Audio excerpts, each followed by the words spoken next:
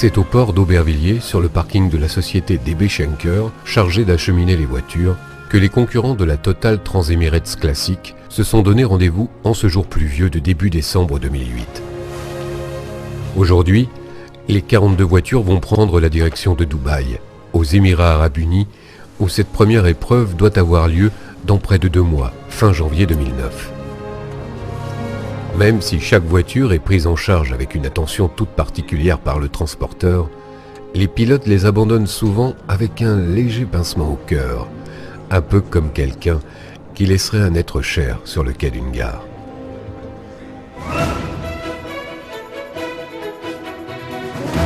Laissant leurs pilotes en Europe, les véhicules anciens prennent la route du Moyen-Orient. Partant du port maritime du Havre, ils vont traverser la Méditerranée, passer le canal de Suez et la mer Rouge, pour enfin déboucher dans l'océan Indien et remonter dans le golfe Persique.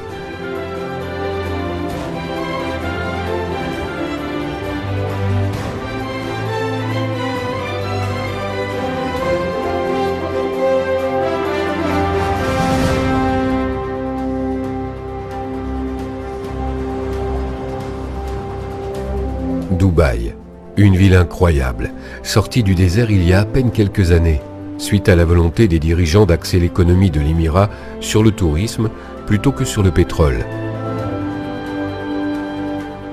De cette ligne de conduite sont nés des projets immobiliers titanesques un peu partout, à l'image des Palm Jumeirah, ces îles artificielles en forme de palmier, et de la tour Burj Dubaï de plus de 800 mètres de haut, qui doit bientôt être achevée.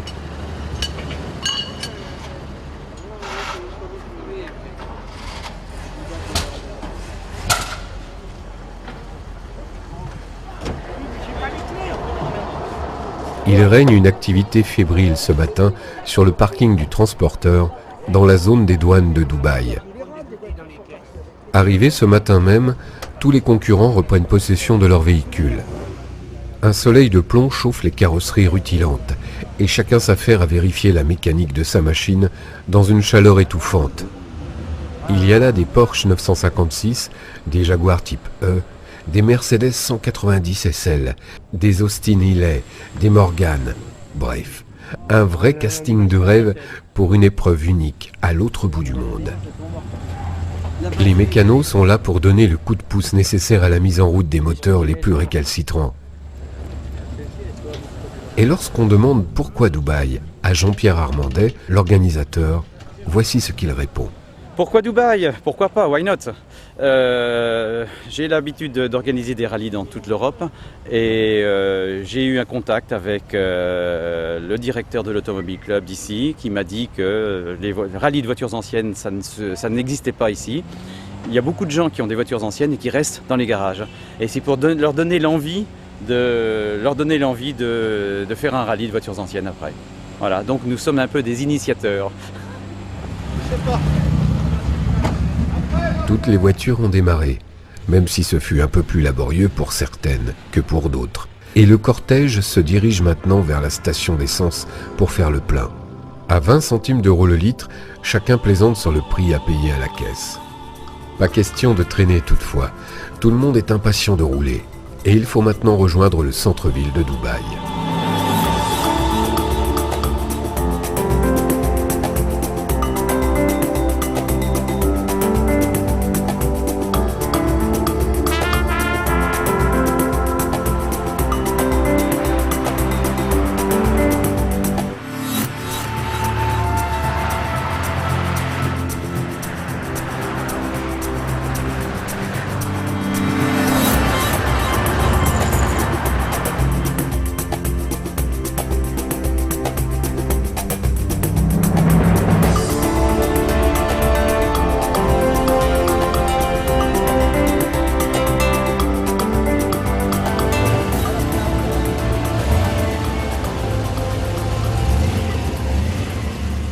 C'est à 2 pas du Vieux-Port, où les navires faisaient du commerce avec la Perse toute proche, que la Transemirates a décidé d'exposer ses voitures pour la nuit.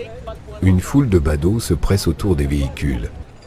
La plupart d'entre eux n'a vu ces voitures que dans les films.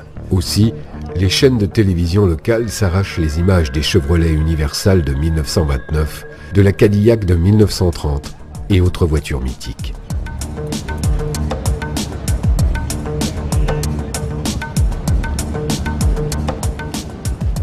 C'est sur un dos, un traditionnel navire arabe, naviguant sur le Dubai Creek, que l'organisateur a décidé de tenir la soirée de lancement du rallye. Demain, tous les équipages quitteront Dubaï pour le nord-est, en direction de Sharjah, la deuxième étape de ce tour des Émirats. Et même si tout le monde profite de la vue imprenable sur les gratte-ciel et de la fête à bord du bateau, chacun est impatient de se retrouver au volant de sa voiture pour dévorer des kilomètres.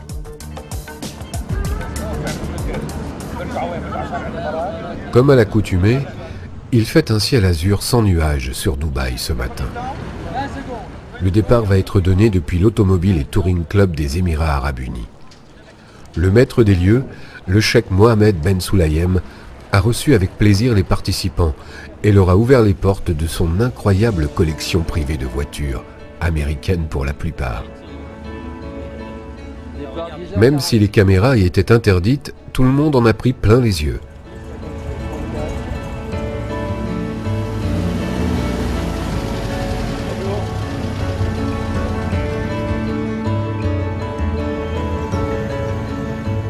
C'est maintenant leur prestigieux hôte qui lance les voitures à l'assaut de la première étape. Direction Al Amra, située à 120 km dans l'émirat de Ras Al Khaimah.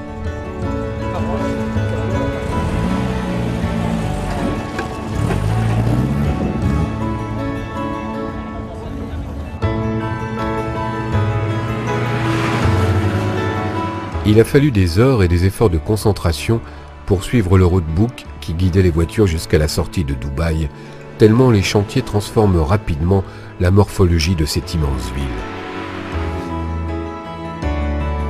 Si la route qui menait les concurrents jusqu'à la première étape était plutôt plate et rectiligne, celle qui remonte le deuxième jour vers le détroit d'Ormuz déploie ses lacets de montagnes au revêtement parfaitement lisse le long du golfe Persique.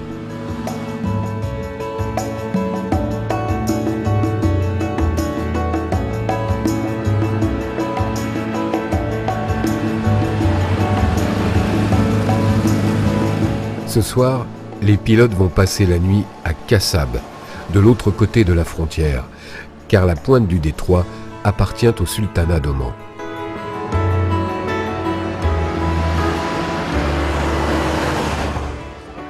Un bonheur pour tous ces passionnés de belle mécanique qui ne manquent pas une occasion de parler de leur machine.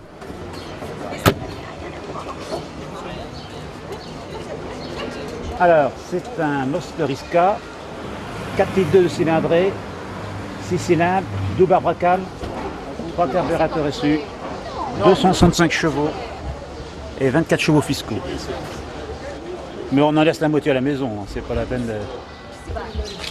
Outre le fait de rouler sur des routes magnifiques dans des splendides paysages, la Total Transémirate classique permet d'abord à des passionnés de véhicules anciens de partager leur passion.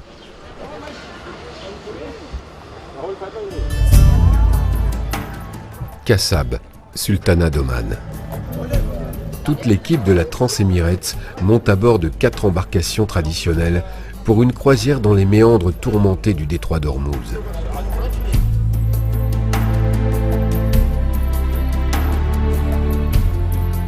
Cette enclave omanaise est un haut lieu stratégique, reliant le golfe Persique à la mer d'Oman. Par ce détroit, depuis toujours sous haute surveillance, transite plus de 30% du commerce mondial de pétrole.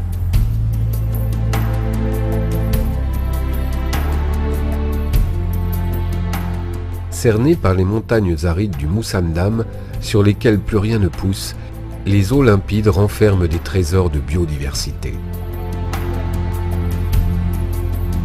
Au fond d'un fjord encaissé qui servit sans doute de repère à des pirates, les bateaux ont jeté l'ancre afin de permettre à chacun d'échapper à la chaleur implacable des rayons du soleil.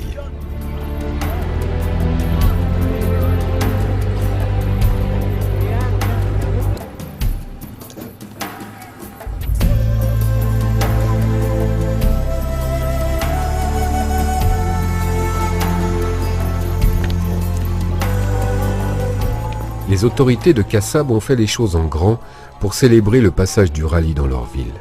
C'est au vieux fort construit par les Portugais au XVIe siècle et qui domine le petit port de pêche que cette troisième soirée va se dérouler.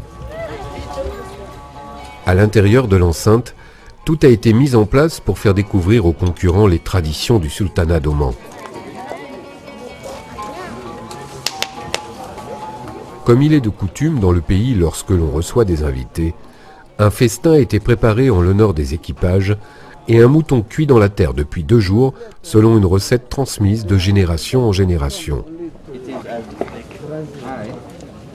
En ouverture de la soirée, le gouverneur de la région remet en cadeau à Jean-Pierre Armandet une canne, symbole de grande distinction. I asked him if he has a pain with his leg. He told me no. It's only the tradition. The mayor have to have this instrument. Voilà.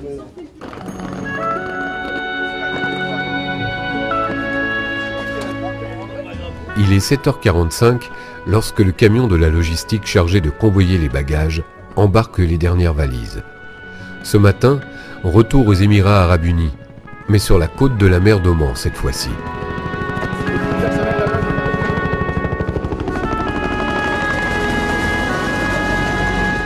Tandis qu'un vieil hélicoptère de l'armée survole le fort de Kassab, les voitures anciennes se regroupent sur le parking face à la mer.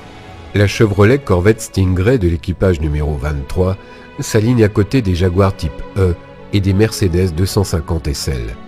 Le parking se remplit doucement de quelques générations de voitures, dont la plus ancienne, une Chevrolet de 1929, compte plus de 77 ans d'écart, avec la plus récente, la Morgan V6 de l'équipage numéro 42.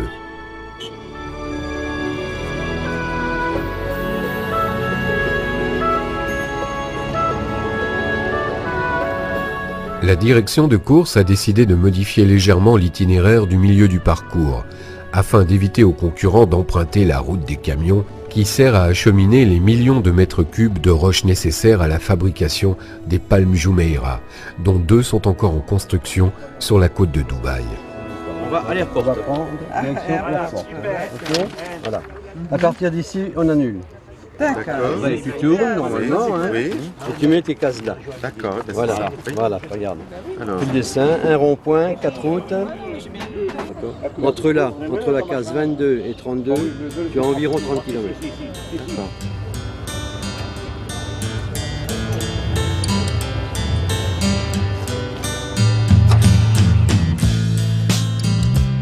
Partie juste derrière la Chevrolet Universal, la magnifique Cadillac 7980 de l'équipage belge numéro 2 s'élance dans les ruelles de la vieille ville de Kassab. Un peu plus loin, au détour d'un croisement abrité par des palmiers, une Facel Vega animait à son tour le petit village.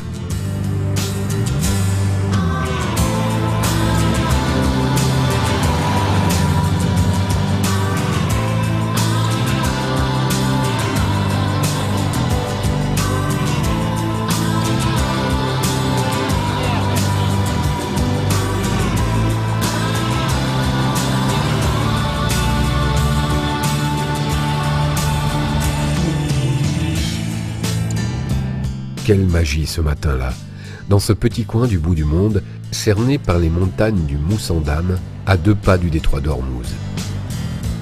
Encore quelques ruelles, et ensuite, c'est la montagne qui attend les concurrents.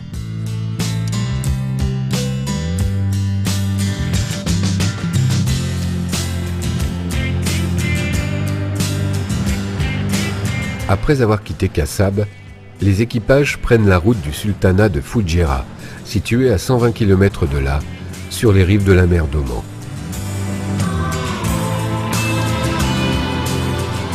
Il faut pour y arriver repasser la frontière, afin de rentrer à nouveau aux Émirats et emprunter la route de montagne qui traverse la péninsule d'ouest en est.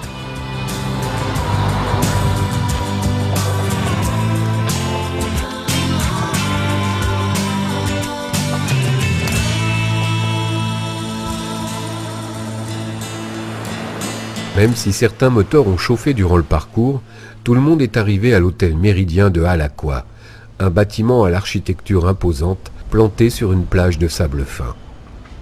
Au programme de cet après-midi, plage-piscine pour certains et mécanique pour les autres. La splendide Mercedes 190 SL Touren Sportwagen de 1957 a montré quelques signes de fatigue durant l'étape du jour. Les mécaniciens de l'organisation l'entourent donc de toute leur attention. Attends, je te fais tomber la rondelle parce que je peux pas l'avoir. C'est bon. Je l'aime. On dépose le démarreur. Bon, donne-moi la 19 là. La douille de 19, je dois l'avoir, mais je sais pas qu'elle est là. Celui-là, il va comme ça. Là. Là, tu dois l'avoir. Là, et la vis est par là.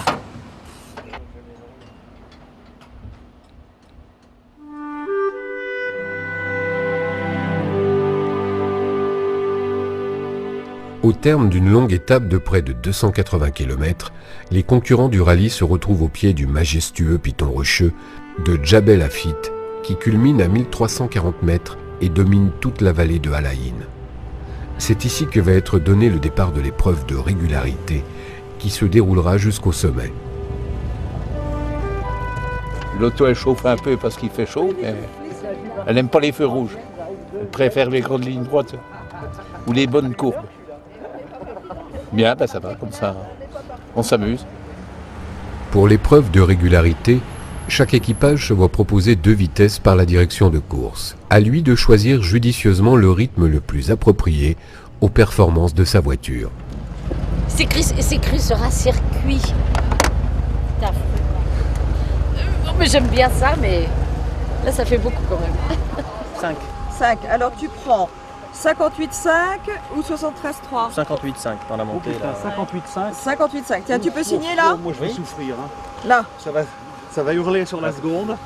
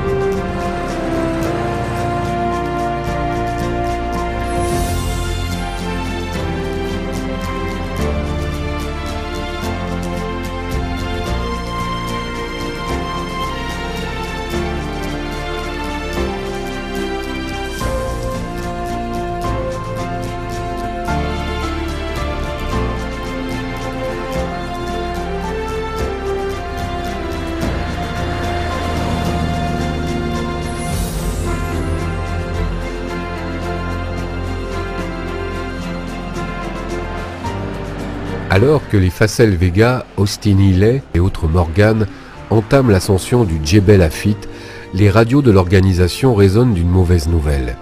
La doyenne des voitures du rallye, la Chevrolet Universal de 1929, vient de casser son moteur dans la première partie du parcours. Impossible de réparer. Il faut donc la rapatrier sur Dubaï. Toutefois, pour les premiers, le sommet de la montagne n'est plus très loin.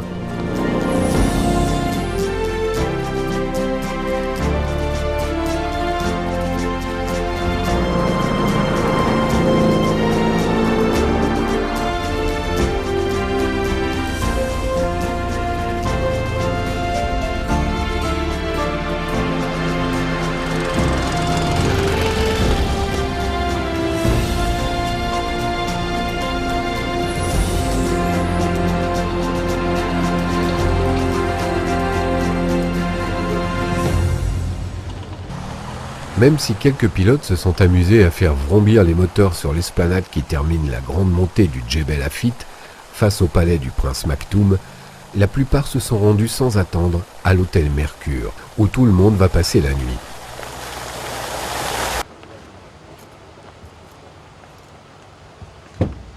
La côte finale a été très éprouvante pour certaines voitures, et il s'agit de vérifier sans attendre l'état de la mécanique.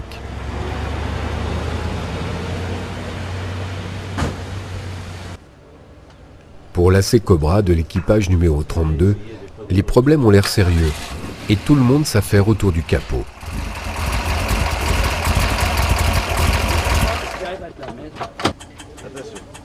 Il y a le frein à main, restez pas devant, il y a un clic devant. Non.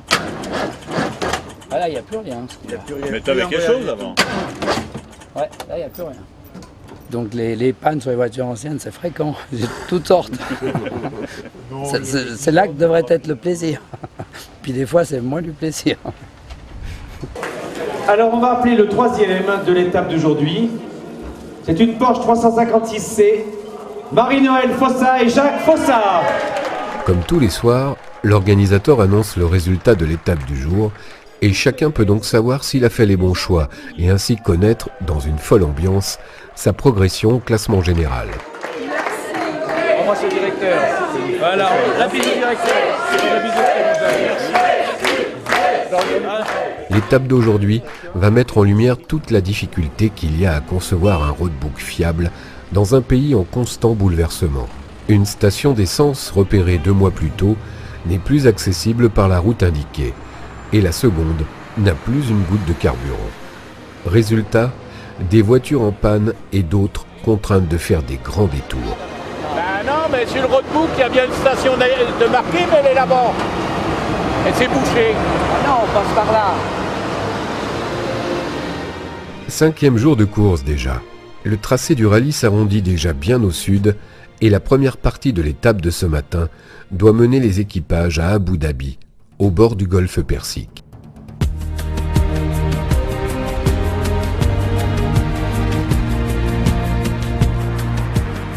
Ici, rien à voir avec Dubaï, situé quelques centaines de kilomètres plus au nord.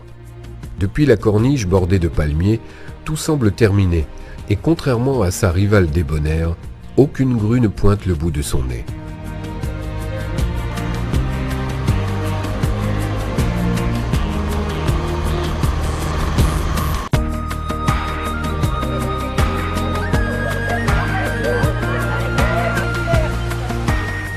La seconde partie de l'étape a emmené le rallye dans un endroit magique perdu au milieu du désert. Véritable oasis, aux allures de forteresse crénelée, Bab al-Shams semble tout droit, sorti de nulle part.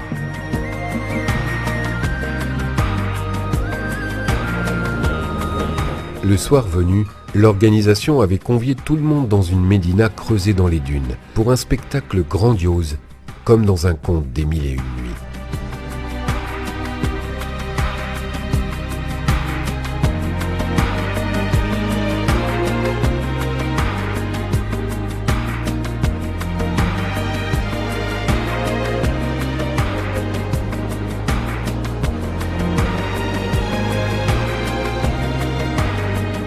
Pas de temps à perdre. Nous voici au dernier jour du rallye. Déjà, pour finir en beauté cet incroyable périple dans les Émirats, la dernière étape va mener les concurrents sur le circuit automobile de Dubaï.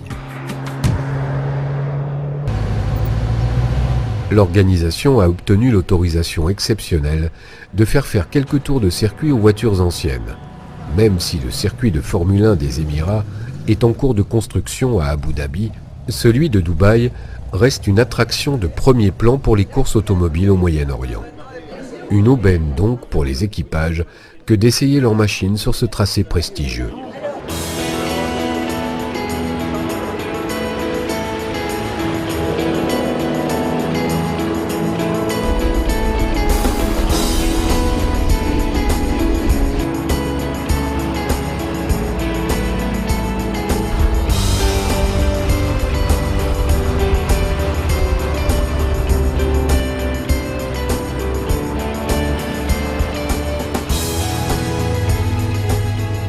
Avant de rallier le rendez-vous final au pied du célèbre hôtel 7 étoiles, Burj Al Arab, le rallye emmène ses pilotes au bout de la Palm Jumeirah, cette gigantesque île artificielle en forme de palmier qui s'avance de plusieurs kilomètres dans la mer et au bout de laquelle on prend vraiment conscience des moyens colossaux qu'il a fallu mettre en œuvre pour la construire. Cette première édition de la Total Trans Emirates Classic aura tenu toutes ses promesses avec ses variétés de paysages, alternant l'urbanisme démesuré avec ses petits villages perdus au fond de vallées d'où rien ne semble avoir bougé depuis des siècles. C'est l'Alfa Romeo Speeder 1600 de l'équipage Bernard et Françoise Bablon qui termine second du classement général, derrière la MGA de Jean-Paul Lamy et Pierre-Yves Maisonneuve qui remportent l'épreuve. Ne doutons pas qu'une seconde édition verra le jour très prochainement.